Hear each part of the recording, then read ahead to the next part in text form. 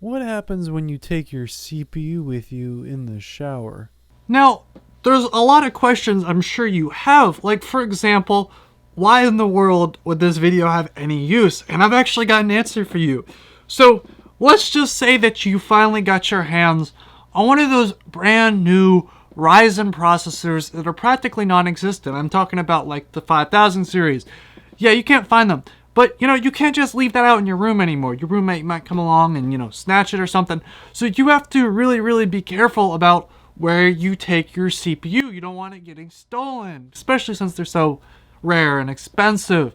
So, why not answer the question? Should you take it in the shower with you? I mean, I'd hate for someone to walk by and just cop it while you're in the shower, so you got to keep an eye on it 24/7.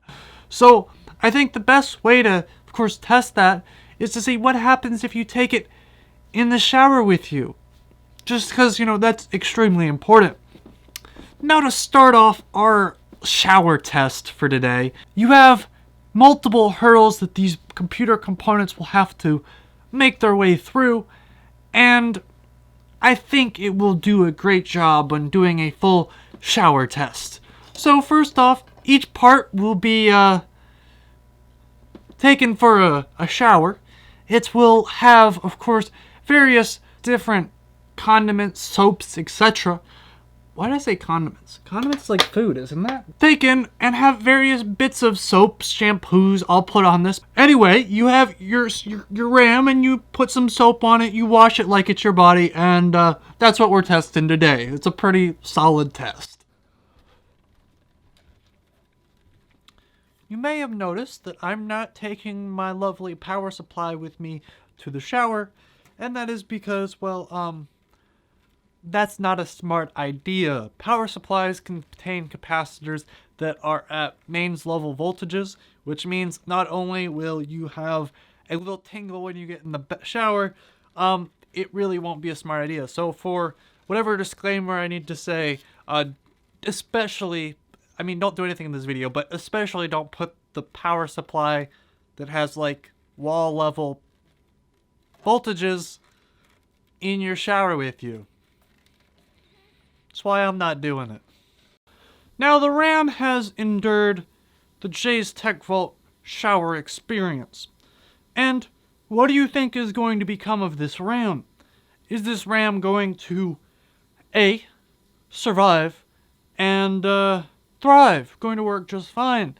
Is it going to be a little messed up and crash the computer? Or C, take an F for the team, and we have to pay some respects. Now it's time to test the RAM. Now, I've got a little bit of a setup here. You can see clearly we've got the keyboard. I've got a monitor here so you can see if it boots up. And then I've got my lovely test system that's seen a little too much for a computer. So I think it's best and time that we get started by trying out this RAM. Now, a couple things I've noticed is that I didn't wash off all the shampoo properly. And it looks like there's some residue here, which I don't know if, actually I think it's just like soap. I don't know if soap is conductive or not, but we'll find out if this stick of RAM can survive and at least boot up the computer. Let's find out. Now, I clearly think that I don't know about the actual soap being conductive, but normally if we cleaned off everything properly, it should boot up fine. I'm curious if that's actually how it's going to play out. Well, quite simply, it looks like Windows boots up just fine, and it looks like I can log in and everything, so I don't think there's too much of an issue with the RAM. Soap is apparently not conductive, at least the bar kind, and I think from that we can assume that, well, maybe we have an indication of how the rest of this crap will go. It's time to test the hard drive. Now, what do you think happened to this hard drive? Did it A, die? F. Did it B, corrupt and is going to blue screen the computer when we plug it in? Or C, is going to work just fine? Let's find out. The next thing up on the list, of course, would have to be the hard drive. Now, unlike everything else that we've kind of gone over today, I've mentioned this before, I think in the little green screen skit that I did, But I definitely think there's a couple issues with this hard drive. First of those is that this actually includes holes that is basically so that when the hard drive heats up, it doesn't like pop the drive. So I think that those holes are going to be quite interesting when, of course, you have water in there. Like earlier, I don't know if I was hearing splashing around or not, but like I would assume that would be something likely, especially when you get this all wet and like the holes exposed.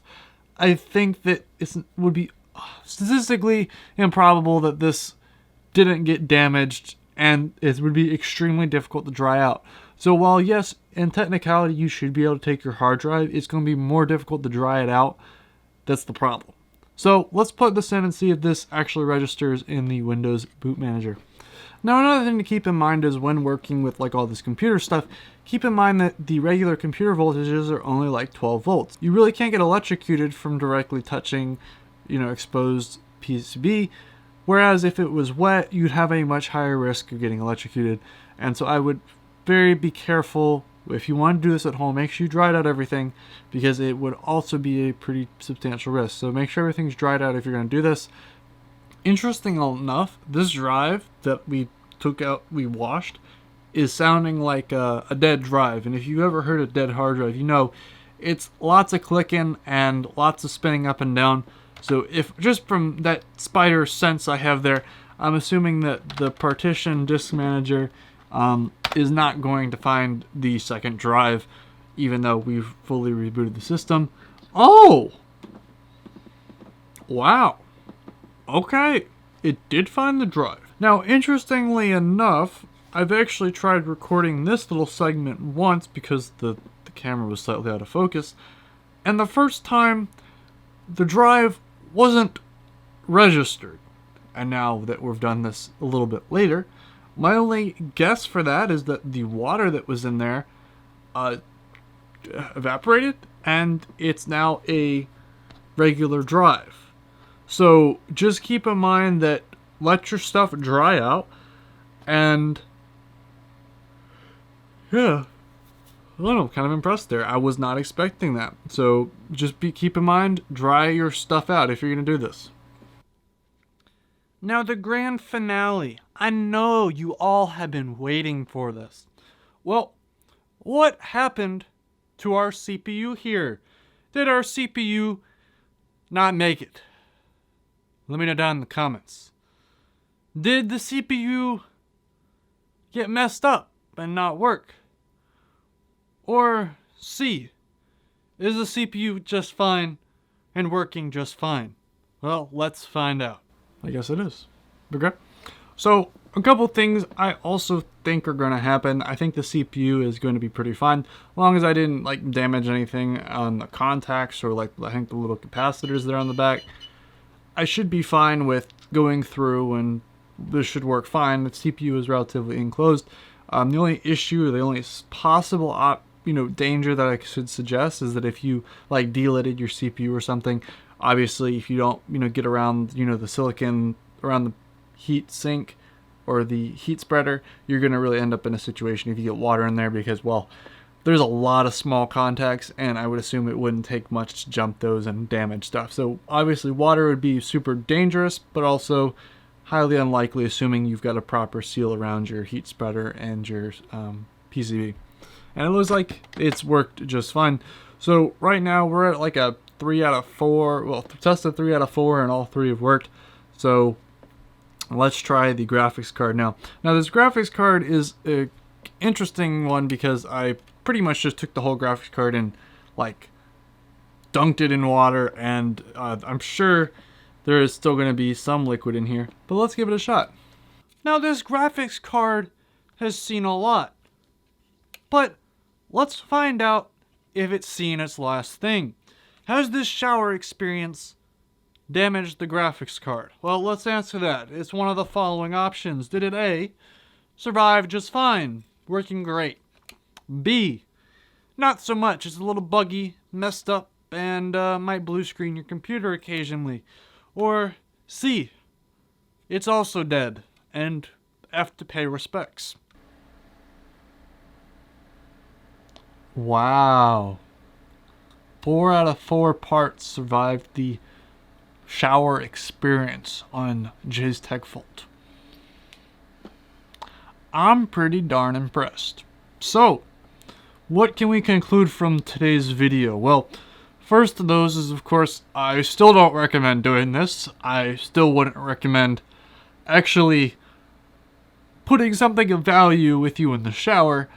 But I think this definitely does show a valuable meme, I guess, in the sense that if you have like a custom loop, that you take care of it properly and it is distilled water, you should, long as the computer is not on when it spills, you should be pretty fine and can let things dry out and you should be good.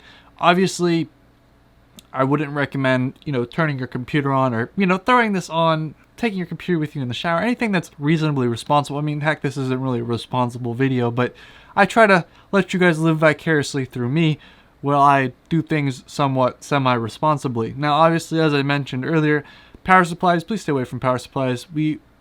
Just please stay away from power supplies.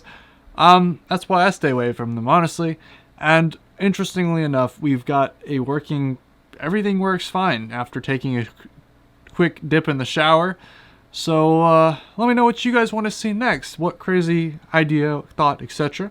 down in the comments below. And yeah, very interesting results today.